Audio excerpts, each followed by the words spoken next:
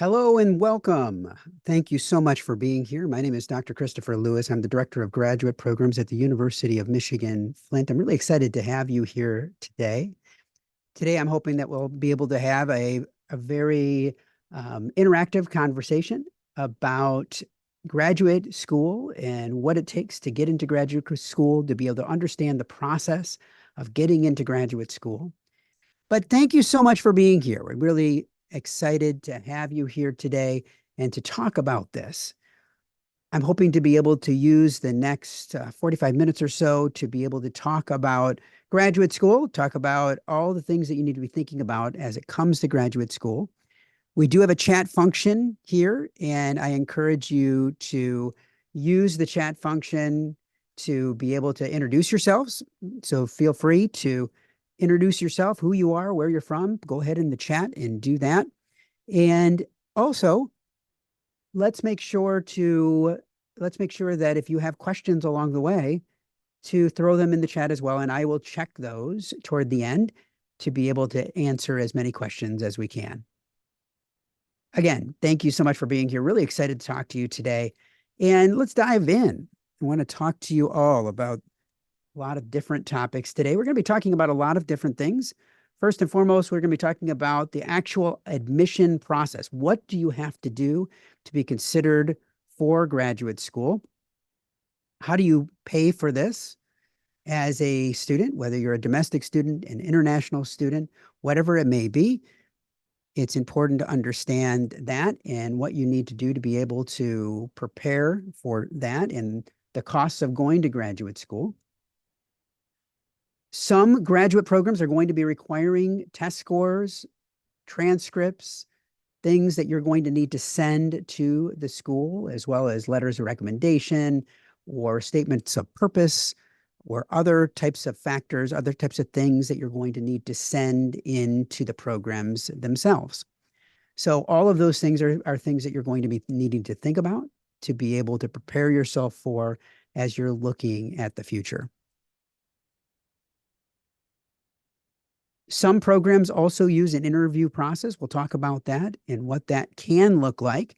Some of the information I'm going to be sharing today is a little more general information because I want to make sure that you understand, because every graduate program, every university is just a little bit different. So I'm going to give you some generalities, especially for graduate school in the United States and what that looks like. Also, what it looks like here at the University of Michigan, Flint. And then finally, what happens at the point of you get everything in, you submit that application, and you then are waiting for that admission decision. And what do you need to do to prepare yourself for after the fact to be able to then be able to start in your graduate education if you're accepted. Okay, so all of this being said, let's step into the admission process. So as you're looking at the admission process, first and foremost, one of the things that everyone needs to do is you need to take the time to be able to truly research graduate programs. You may have an idea in your head right now about the program or types of programs that you're looking for.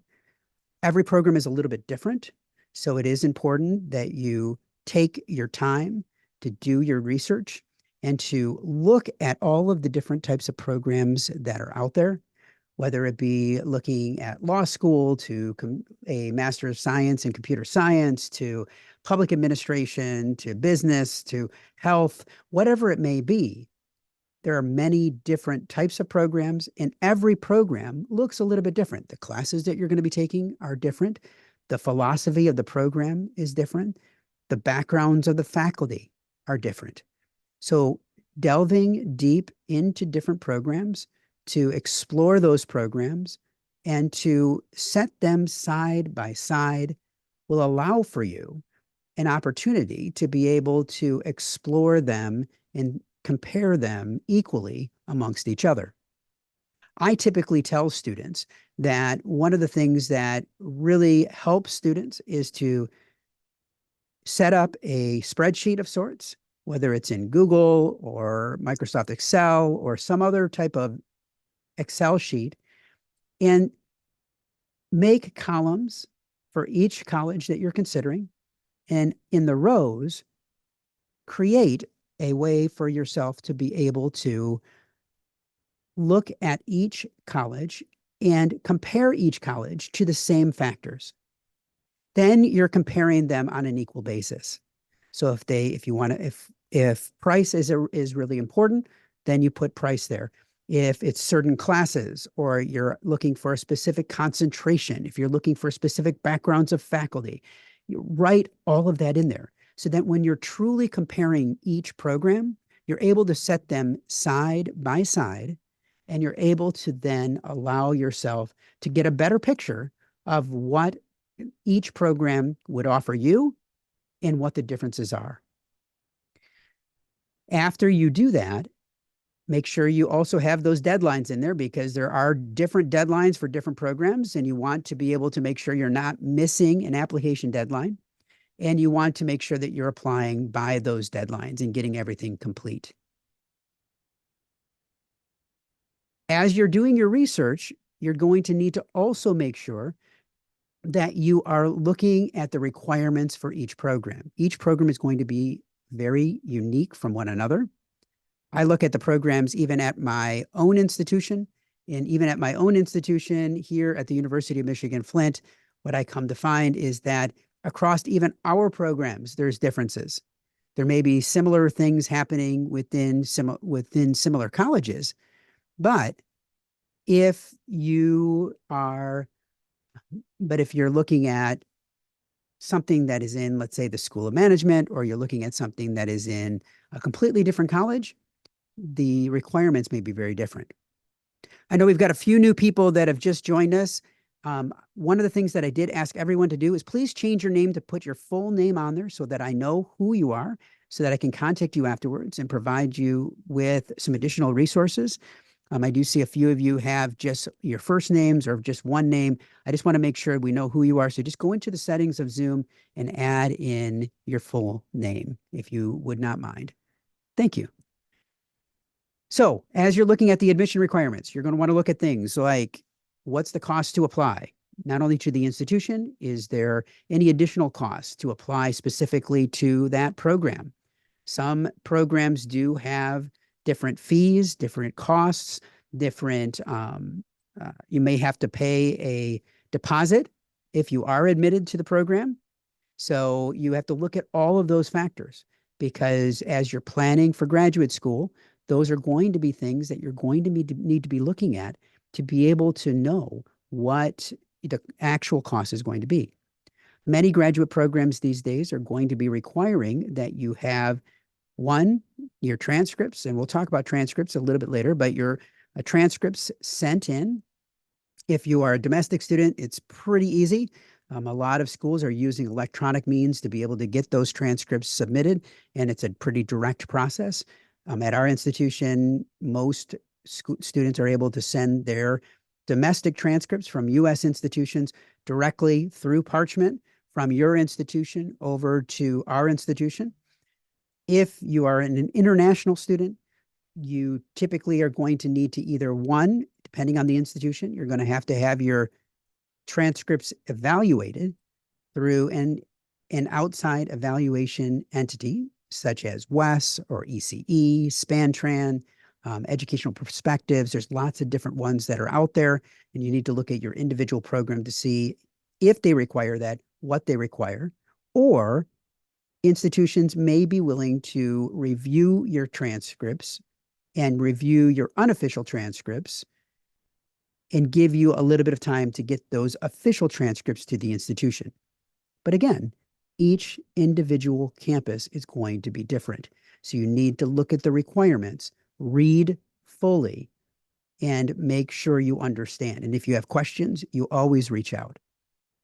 Many programs will require some type of letters of recommendation. It could be 1, it could be 2, it could be 3.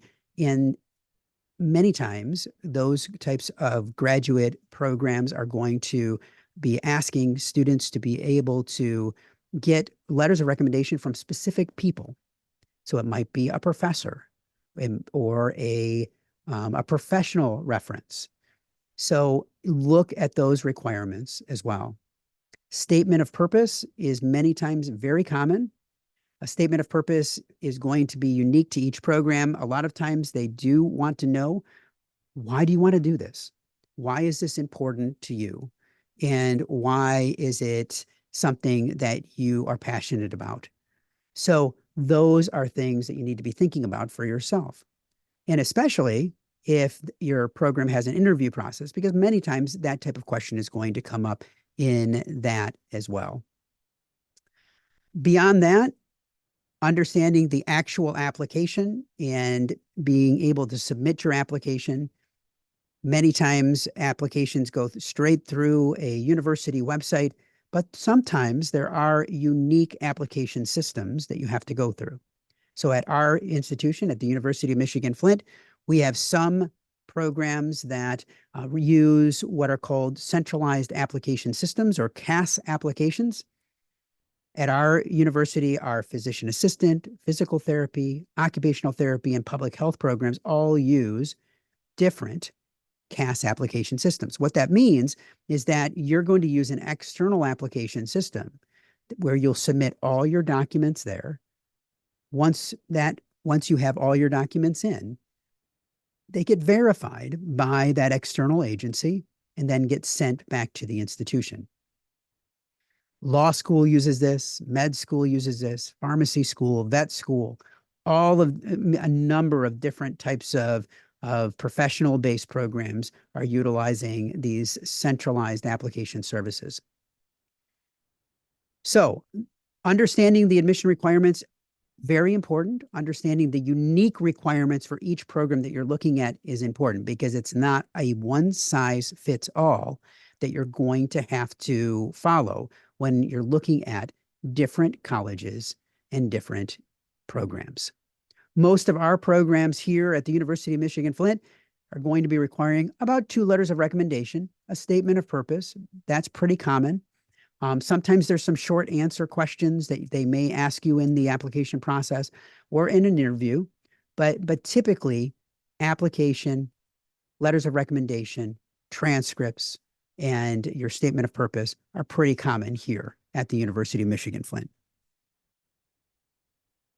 Application timeline, one of the things that you do need to be thinking about when you're applying is the true timeline for that program. There are many programs out there that admit on a rolling admission basis.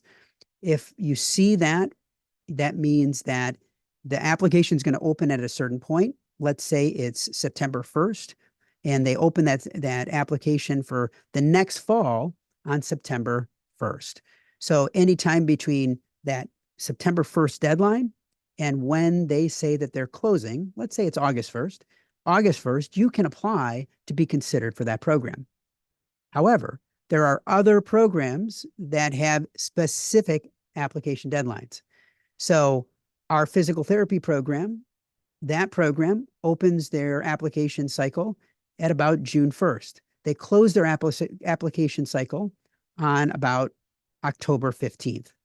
So you have to really be conscious and look closely at the deadlines and know what you need to be working on to prepare yourself to be able to get the things in that you are needing to submit, because your application is not going to be complete until everything has been collected and has been received by the institution.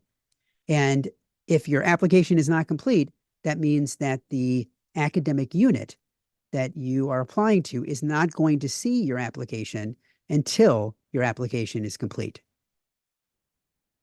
Now, talking about application itself, filling the application out is typically not a hard process. There are pretty similar questions across institutions. However, you will find that there are some institutions where they have unique questions that are tailored toward the institution, tailored toward the program itself. So you do have to watch that and know that that each program is the same, and that if you're applying to multiple schools, you want to make sure that you are being conscious of the unique questions and be able to have the time and spend the time to fully fill out the application. As you are looking to fill the application out, you want to make sure that you do answer all the questions, unless the questions say they're not required or um, that they are optional questions. You want to fully answer the questions on the application, because by missing something, failing to fill something out, that can at times hold your application up while the office that is receiving your application is verifying information. So the goal here is to expedite the process and expedite the experience for yourself so that the process does not drag on for a long time. Now, going back to the application timeline, one of the things to think about too and to know is that at the point in which you send in your application, what you're going to find is that each program has a different timeline to when they decide on their applications. Some academic programs will wait until the end of their application cycle to review all applicants. Some programs will review applicants on a rolling basis, meaning that once an application comes in, they're going to consider that applicant. And then there's other programs that may have different points in the year. So they might have an early deadline. And if you apply by the early deadline, you will find out early whether or not you've been admitted or not. And you could get put onto a wait list. That's a possibility. And then they wait to look at you again until later in the application cycle.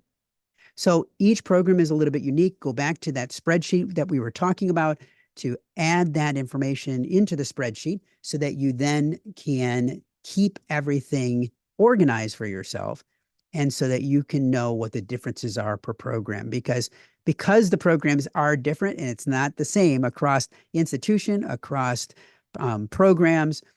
You want to make sure that you understand what those differences are. As you're filling out the application, the final piece typically here is your application fee. Many institutions will waive the application fee if you attend something like this, or if you go to an event.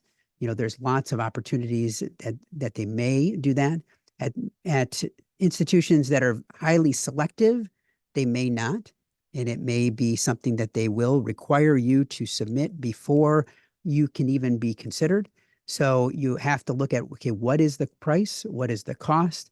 And prepare yourself to be able to afford and to pay that, and to be able to pay that across numerous institutions if that is something that you're planning to do.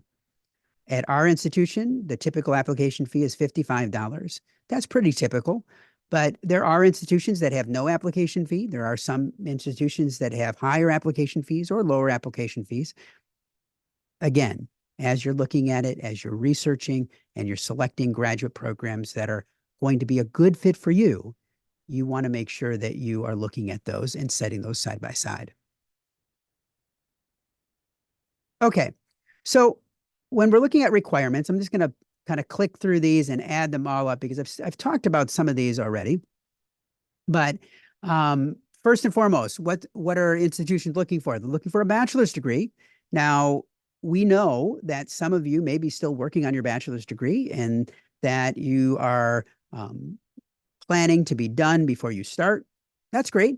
You want to make sure that if that is the case, that when you are applying, the institution is going to be requiring that your final transcripts are also sent. So you could get conditionally admit based off of your transcripts, but to get fully admitted, and that means for domestic students that you'd be eligible for financial aid or other scholarships, and the same for other students, for international students as well. For you to be able to register for classes in your second term, typically, you're going to have those final transcripts in. GPA is definitely a requirement, and things that all programs are going to be looking at. The typical average of graduate programs are going to be that they're going to be looking for a 3.0. 3.0 is typically the baseline average. There are some programs that may consider students a little below that. You might get admitted on probation and given a chance to be able to prove yourself. But you do have to make sure that you are that if you do have that lower GPA, that you're working really hard in that first term to be able to show them that the chance that they've given you is worth it, and that you are able to handle the quality and the quality as well as the rigor of the academics that you're going through in that graduate program. Now, there are other programs that are more highly selective, or they get many applicants for certain numbers of seats that may have higher GPAs. Most programs are going to be very transparent. If they require a higher GPA, they're going to tell you that. If there is a typical average GPA of their accepted class, many times they will show you that on the website of the program itself. So you want to look at that as well. So I can use the example of our physical therapy, occupational therapy, and physician assistant studies programs here at the University of Michigan-Flint. Those are very competitive programs and have limited seats in those programs. Those programs typically, though the baseline bar is a 3.0, we typically see that the average GPA of an entering student is somewhere between a 3.4 and a 3.6. So that's something that I can tell you.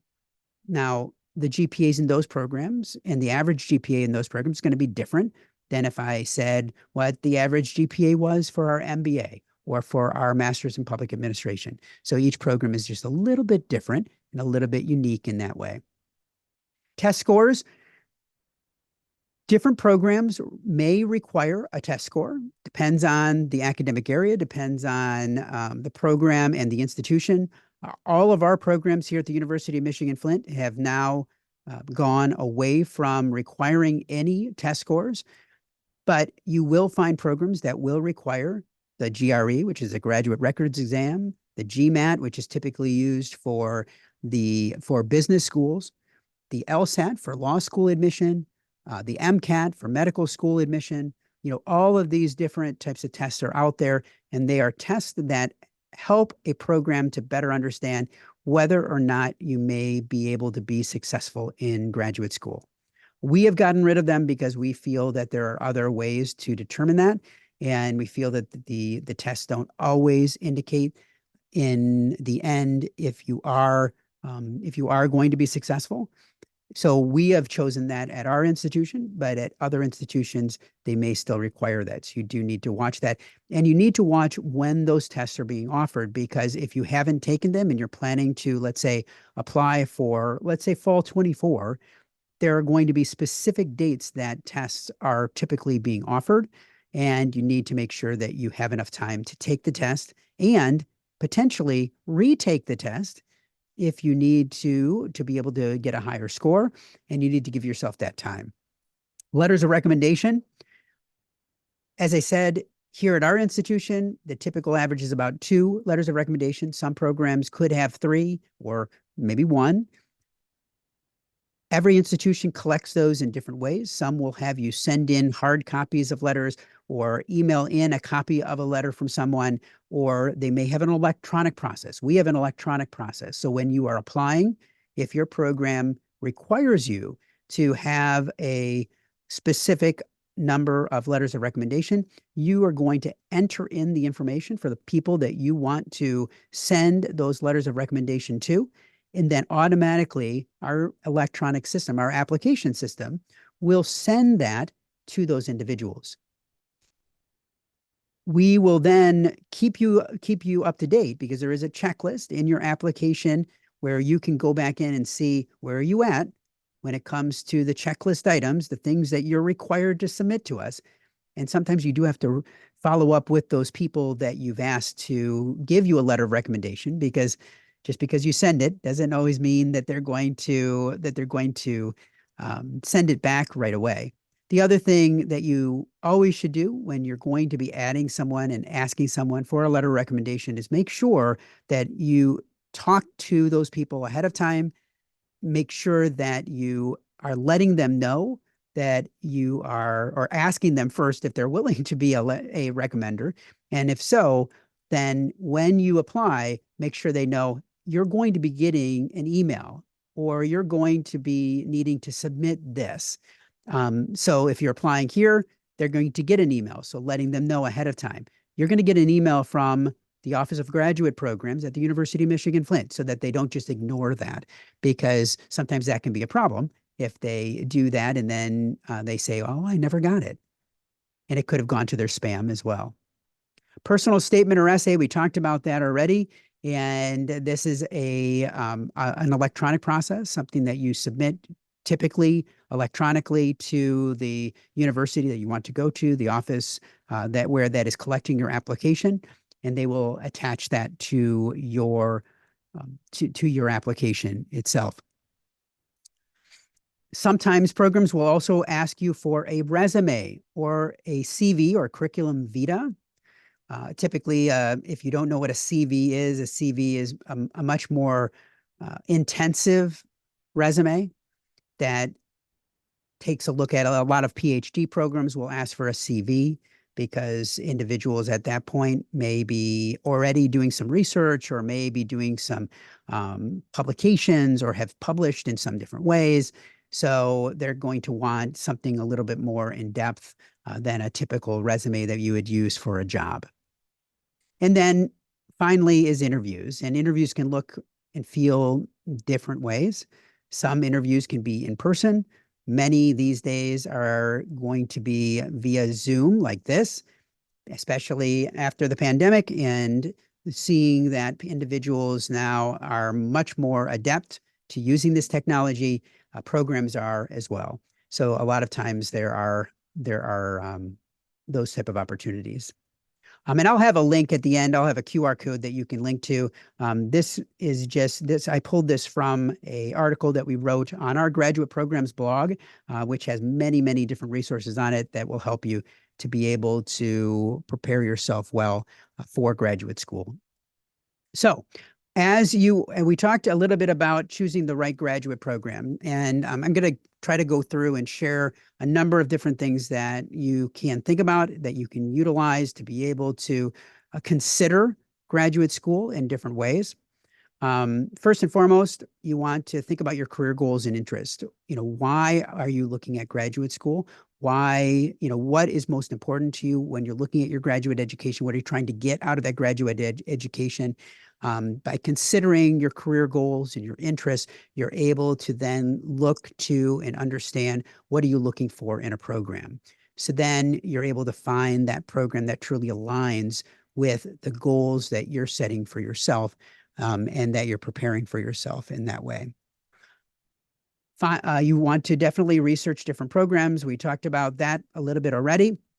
There's lots of different factors to consider, some of which are things like cost, location, requirements of the program, how long the program is, all of those things are going to be factors. You want to look at, are there opportunities for you to be able to get experience through internships or clinical experiences? You want to look at all those different factors, because all of those things are going to be things that are going to be important for you to be able to prepare yourself for the career that you want in the future.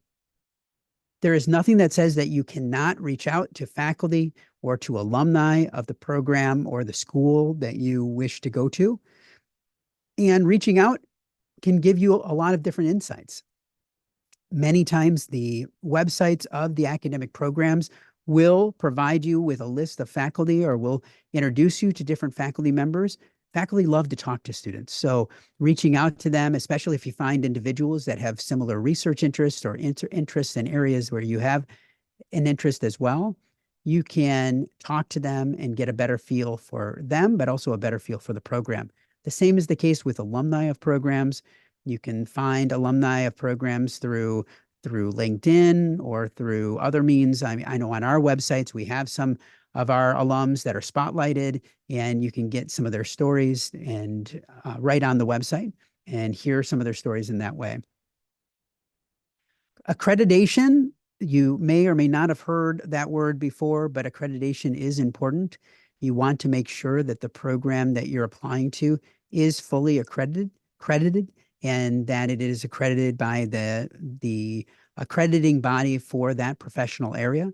Most academic programs do have professional accrediting bodies, not just institutional accreditation, but programmatic accreditation. And why is that important? Well, it's important because it ensures you that a program is meeting the standards of the profession and that they are doing what they need to do to be able to prepare you well for the not only the education that you want, but also preparing you well with the skills that you need to be ready and able to go into the workforce.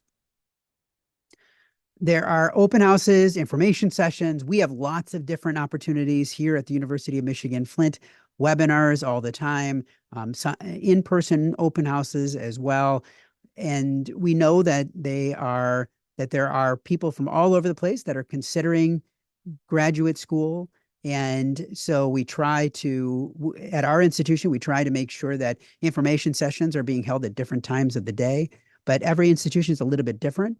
You need to look at their events, and typically on their website, you're going to see the different events that are coming up.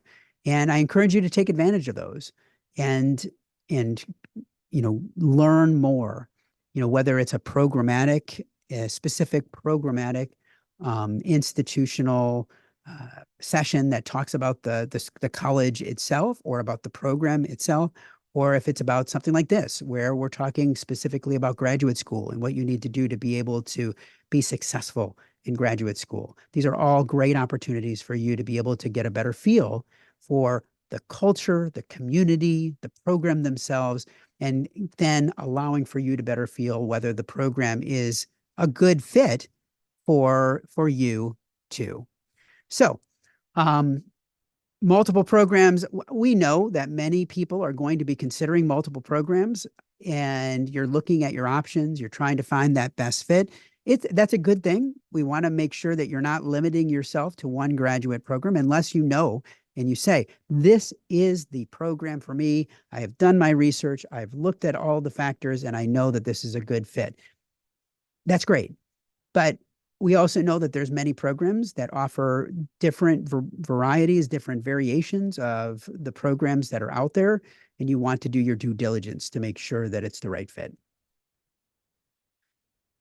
A couple other things, as you're looking, we already talked about researching programs. You want to prepare your application materials. You want to make sure that as you're looking at these, that you're starting to collect and prepare to collect those transcripts. They need to be official transcripts eventually, because you do need to make sure that those official transcripts get in. You want to start to talk to the individuals, and if you haven't started your application yet, to the programs that you're looking at, start talking to people that you think you may want to have recommend you, and talk to them and find out if they're willing to do that, especially as you start to whittle down and know how many people you need, what types of people you need, so that you can go back to those individuals, because people are busy and you want to give them enough time to be able to send those things in a timely fashion. The personal statement and statement of purpose can take some time. Make sure to take the time. Take the time to do those well. Don't just rush through and kind of just put a half effort into putting the personal statement together. Really think about it, delve deeply, even outline what you want to say, and then systematically send that in, because you want to put your best foot forward when you're putting that statement in, so people better understand who you are and why you want to do this. Again, the test scores, we talked about those in the application fee. Oh, I went too far. A couple things here. As you get down here to number 6 and you're submitting your application, you're going to start getting emails from the institution. The emails from the institution are going to be sent to the email that you have placed specifically on your application. So make sure that when you are applying, that you're using the email address that you check most often, and actually go and check your email, because too often people apply and then they're only checking their email every so often, and important emails are getting sent and they're missing them. So make sure you're using you're using an email address that you constantly are looking at. When emails do come in, please read them. And if there is a call to action, reply, reach out and get your questions answered or answer the questions that are being asked of you so that you can move things forward in a timely fashion. Then once you've submitted, that's when you have to wait for your decision. Waiting it can last a few weeks. It could be a few months.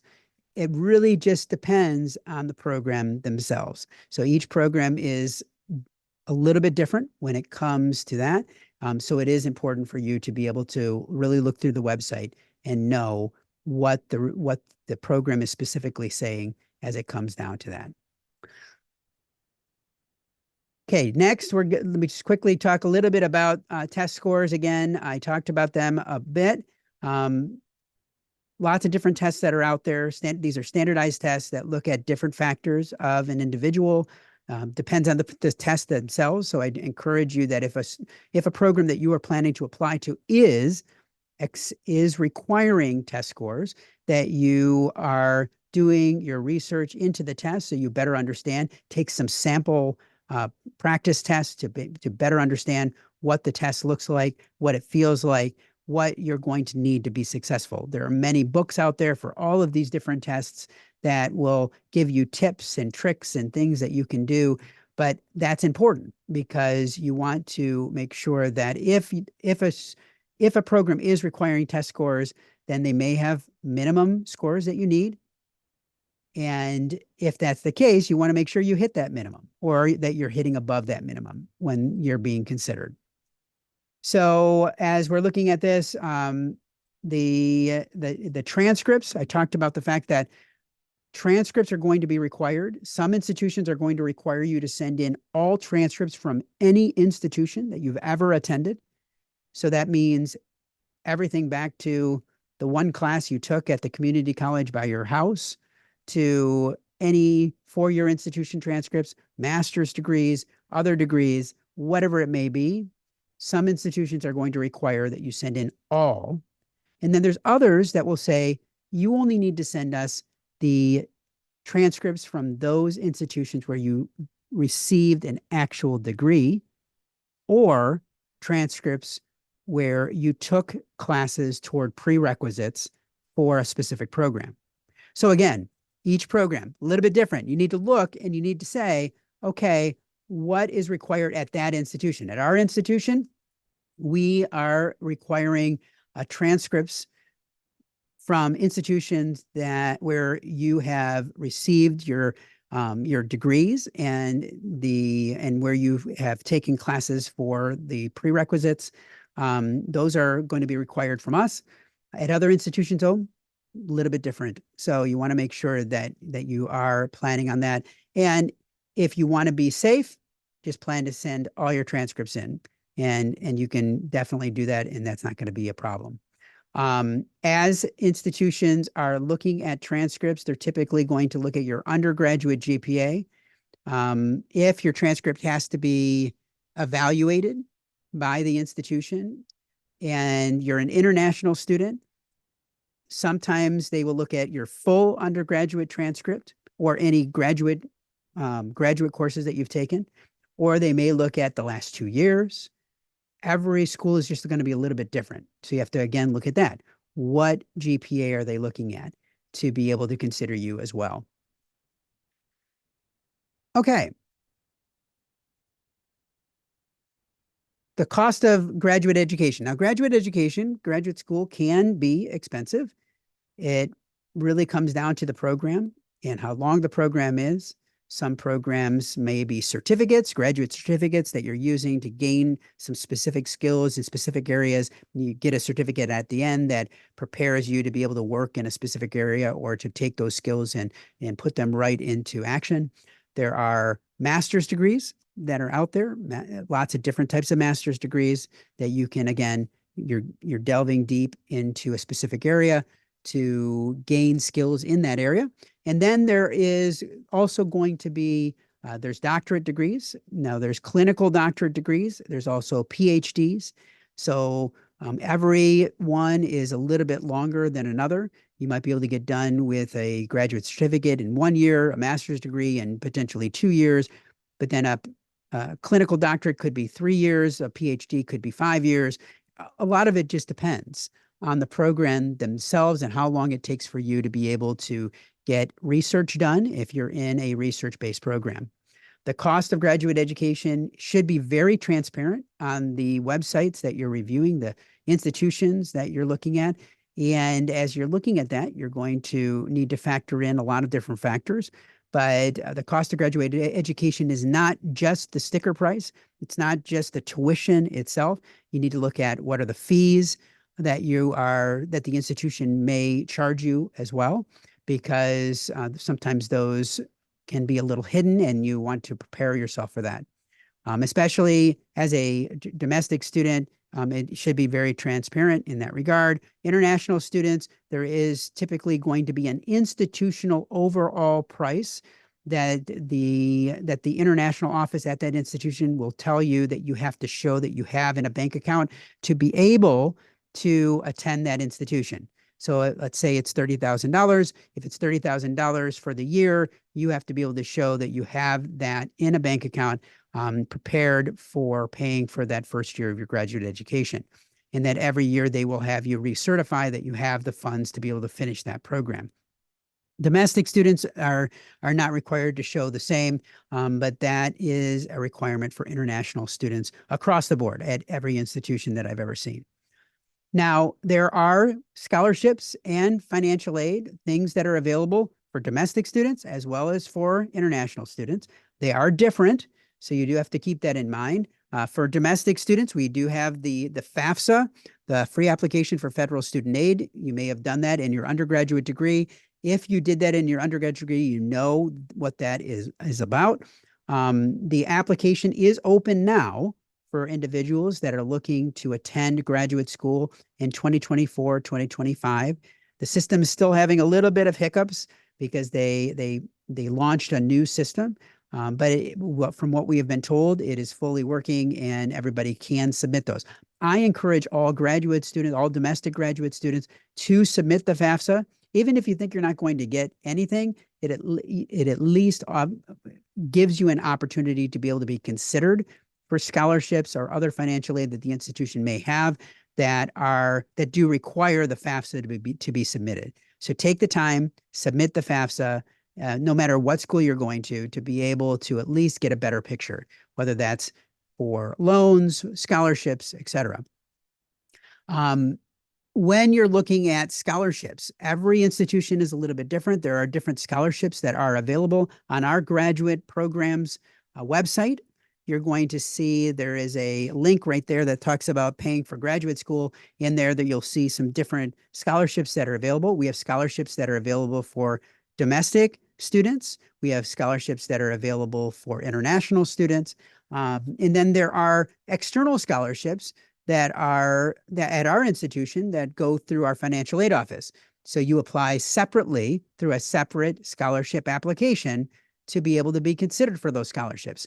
And those scholarships were set up typically with donors that have set up specific scholarships for specific reasons. So they could be a scholarship for a specific program, or you have to have some other factor in mind. Sometimes there are scholarships or tuition reimbursement that is available through employers. So if you are currently employed and you're looking at going to graduate school and you're looking at doing something that would amplify the work that you're doing, talk to your employer about it and find out whether as an employee, you have access to any type of tuition reimbursement, because you might be surprised. Now, it may not be 100%. It could be for one class every term, but that's something, and it pays for something as well. So I encourage you to look at that as well. So there are lots of other external scholarship engines out there as well that have scholarships. Many of these you may have heard of and you may have thought of especially if you were an undergraduate student in the United States. Many students take advantage of things like FastWeb or CapEx or Unigo. I mean, there's lots of different scholarship engines that are out there, but there are graduate student scholarships that are out there that students don't always take advantage of. So I always encourage students to take a look at these. You may or you may not find scholarships that meet your needs, but it can't hurt to, if you have the time, to go in, create the profile for yourself, and do a search and see whether there may be some things in there for yourself as well. There's also assistantships at the graduate level. There are assistantships at different schools, and they look different in different schools as well. Some are research assistantships, so where you will work with a faculty member and do specific research in that area. A lot of times with those, there may be an application process or a type of a HR process that you go through to be able to be considered for that. So you're applying almost for a job in that sense. There are teaching assistantships, and sometimes, depending on the program that you're in, you may be required to be a TA. And if you're in a PhD program in a specific academic area, they may use TAs to teach some recitation sessions or working with undergraduate students in some way. So the nice thing about assistantships is that they are paying you along the way. Some assistantships may pay tuition as well, depending on how many hours a week that you're working.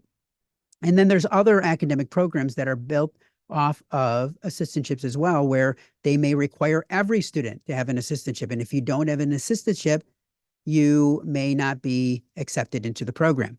So all of those things are, again, unique to every program, and you need to do your research to delve a little bit deeper. At our institution, our assistantships are research assistantships. So it's a job that you apply for, and it's an hourly wage, and you typically are going to be doing research up to it's usually about 10 hours a week, and then you get paid for that. And so you'll be getting some money back throughout the year to pay for some of your expenses. It's not going to pay off your entire education, but it may pay off some of your other bills or help you to be able to offset costs along the way. And I didn't click far enough, but here, those are some of the things I just talked about when it comes to assistantships. Couple other things just to think about when you're thinking about graduate education. You want to make sure that you're managing your finances and budgeting for graduate school. You want to prepare yourself for what it's going to be like to be a graduate student, especially if you're a full-time graduate student, because you are going to be putting your time, your effort into that. And a lot of times, if you're a full-time graduate student, there's not time to work outside of class, or very little time to work outside of class. So that being said, you want to make sure that you're setting a budget for yourself, taking a look at, okay, what are my expenses and how will I be able to take care of those expenses? If you're looking at part-time, it may not be a factor because you'll be working and you'll be taking classes at the same time. You also want to make sure that you're building good credit while you're in school. You want to make sure you're paying off your credit card balances. Don't hold off. You want to make sure that you are dealing with those issues as you're going through and not holding off because you're also taking loans out or you're also trying to pay off the school. You want to stay good in that regard. The nice thing is you can check your credit every 12 months through a service called annualcreditreport.com. And that is something that you can take advantage of. You also, if you are a domestic student and you're getting student loans through one of the loan processors, you do want to make sure that you're managing that along the way and you understand what you are taking out and what if you're paying as you go along, what you're paying down. And all of that's just really important for you to keep in mind. Part-time employment, as long as you are not a full-time student, most students can handle part-time work while they're going through graduate school, but you have to also look at your program because some programs will say you are not allowed to work while you're in this program. And if that's the case, you have to know that. So just keep that in mind. And again, things to look at. Want to keep going here because I see we're getting close to time. Letters of recommendation. Let me just kind of put up a couple of things. You want to make sure that you have strong letters of recommendation. So you want to have people that really know you. You want to find individuals that can speak positively about you, but have known you for a longer period of time. You want to make sure that they can speak to your strengths as they relate to the program and why you would be a good fit for the program. And someone that has had enough experiences that they can talk about those experiences and what they've seen about you and what makes you stand out.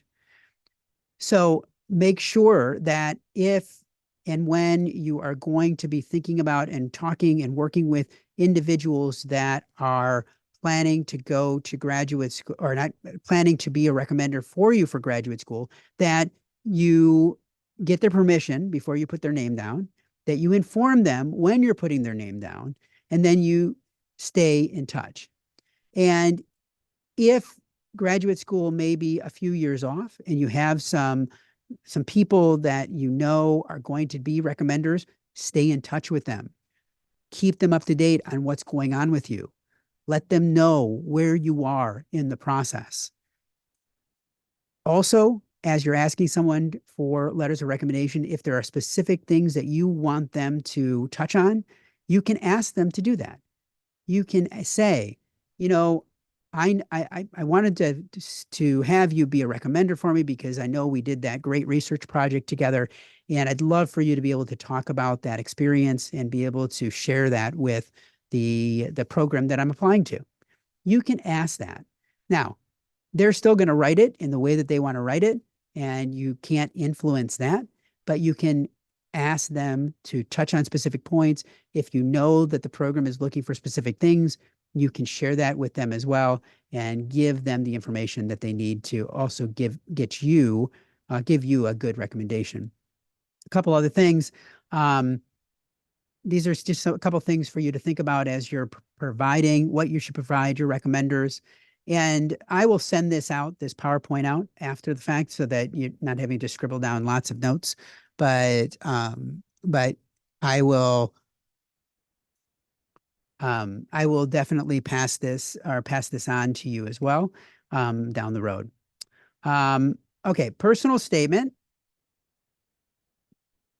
So, couple things, that you want to think about as you're putting together a personal statement. Every personal statement is a little bit unique. So, what I am sharing with you is in general some things that you need to be thinking about. But again, you need to be thinking about the things that are going to set you apart, the things that are going to allow the program to get a better feel for you. But also know that many of these personal statements are going to be either word bound, meaning that you have a certain number of words that you are able to use to be able to prepare. So they might say, in 500 words, answer this question. Or you have up to 750 words or 1,000 words, whatever it may be.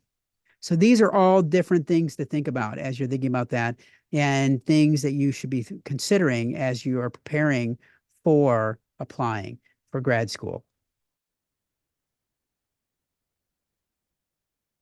A couple of other things, just some tips for writing statements. Don't try to throw everything in the kitchen sink into your personal statement, especially if they are asking for your resume. You don't have to rewrite your resume in your personal statement. So find a few points to emphasize about yourself and talk about your strengths and be precise, be specific, but be brief as well, because a lot of times you will have only a certain number of words. You definitely want to do your research about the program, know the program forwards and backwards, understand what the program is offering you, but what they want students to do in the program, what the outcomes of the program are, and what the program wants students to be able to achieve once they leave the program as well. Because it is going to be important for you to be able to touch on that. And you don't want to go in and write something that makes you seem like you haven't done your research in that sense. If you feel that you have any type of gaps or discrepancies, anything that people you think are going to question, you want to make sure that you that you touch on those and that you are answering those and being upfront and honest about that. Striking the right tone and being in having a strong entry finish to your personal statement is important. And probably most important, if I can leave you with anything, is to proofread once, proofread twice, proofread a third time. Make sure that you read it out loud, read it to someone else, just to make sure that what you're going to be submitting makes sense. Because too often there, if you are making mistakes or if you're not proofreading, there will be errors, and that reflects on you as well. Interviews, lots of times interviews can show up in different ways. They can be single person interviews where you're showing up and they bring you into a room and you're talking to another person, and that can be virtual or in person. It could also be a group interview where 3 people, 4 people all come together and there's a panel of people in front of you. They're asking a similar question to every student, and then you have to be able to answer those too. And you're being evaluated with other individuals that are being evaluated at the same time. The questions that you're typically going to get are a mix of kind of specialized question about the subject area that you're interested in, but also are going to look at things about you and allowing the program to get to know you as an individual. Because the interview typically is going to be an opportunity for the program to get to know you better, but also allow for you to get to know the program better as well. So, a couple different outcomes when it comes to admission. You can get accepted, you can get denied, but you can also get waitlisted.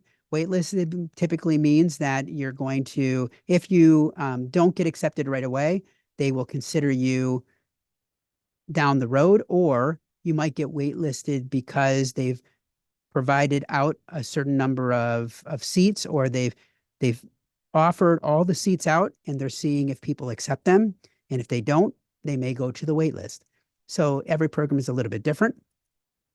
Couple things that you want to always make sure you do when you get that acceptance letter is if they're asking for a response, you reply to that either to the email, or if it's in an online system where they ask you to say, yes, I'm accepting, no, I'm not accepting, let the program know. Don't just disappear, because the program is going to follow up with you. So if you've been accepted to a program and the program's emailing you and saying, what's your plan? Just reply. If you've decided not to go there, that's fine. Let them know so that they then can plan for the future, because many times they've offered you a seat and they may have not offered a seat to someone else because they've offered you a seat. So if your plans have changed, if you're planning to go somewhere else, reach back out to the Office of Admissions, or like in our case here at the University of Michigan-Flint, the Office of Graduate Programs, and say, you know what, my plans have changed. I'm planning to go to this institution. This is why I chose to leave. And, thanks for the opportunity. And just be pleasant, be open, and then the office will cancel your application, withdraw your application, and let the program know so that they can move on to the next person. Okay. Some programs will have deposits. Make sure that if there is a deposit that you pay that. And a lot of times there is a deadline to pay that deposit. So you want to watch that as well. So final couple things. I know we're at time, and I talked longer than I had meant to, but this is a QR code over to our graduate programs blog. On that blog, you're going to find a lot of the things that we talked about today. But beyond that, here at the University of Michigan-Flint, if you listen to podcasts, we created a podcast called Victors in Grad School. It is a podcast that comes out every week and talks to students about what it took for them to find success in graduate school. So current students, alumni, not just of the University of Michigan, but individuals from all over that have gone to all types of programs. And the interviews are about 15, 20 minutes. So it's an opportunity for you to be able to hear from others that have gone before you about what it took for them to be successful, and they give tons of tips of what you can do to find success in graduate school as well. So I really highly encourage you to go here, check this out. If you listen to podcasts, you can find this on any podcast catcher that's out there. It's just called Victors in Grad School. And then beyond that, we have about over 40 graduate programs at the University of Michigan Flint. All the stuff that I've been talking about has been generic for many different colleges and universities. But if you are interested in any of our programs, I encourage you to scan this, come on over, check it out, and we'll follow up with an email to all of you as well to be able to give you more information. But if you have specific interest in a specific program, click on this final QR code and it'll take you over to our inquiry form that will help you to be able to get specific information on one of our programs that we have here at the university. So I am happy to stay on for a bit longer if any of you have specific questions. Otherwise, I just want to say thank you. Thank you very much for being here today. Our email address is flintgradoffice@umich.edu.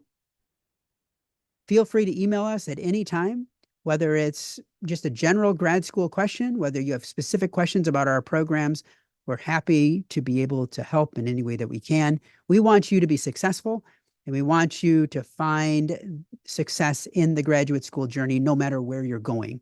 So encourage you to reach out, and I appreciate you being here today.